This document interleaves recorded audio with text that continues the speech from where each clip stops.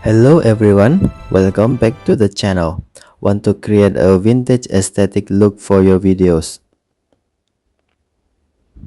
Canva makes it easy to transform your footage into a classic and nostalgic style using vintage filters with just a few taps. In this tutorial, I'll show you how to create a vintage aesthetic look in Canva Mobile on your Samsung Galaxy S26 Ultra. Let's get started. First, open Canva on your device. You can edit an existing video project or create a new video project. For this example, I'll create a new video. Tap Video, choose YouTube video. Next, select a template to continue.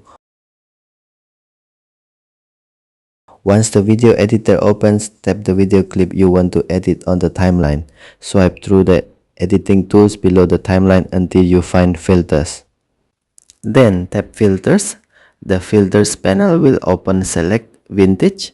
If you don't see it, swipe through the filter categories until you find Vintage. The Vintage category includes several filter styles that can help create a classic, retro, and nostalgic atmosphere for your videos.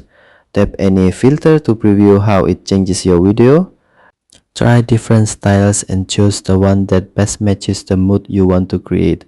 After selecting a filter, tap the X icon, then tap the checkmark icon. The vintage effect will now be applied to your video.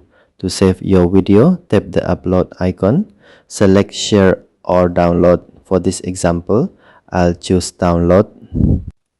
The download settings will appear.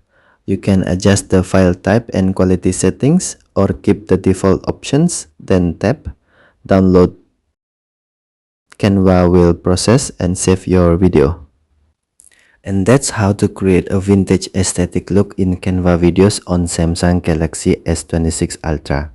If you found this tutorial helpful, don't forget to like and subscribe for more Canva tutorials. Thanks for watching and I'll see you in the next video.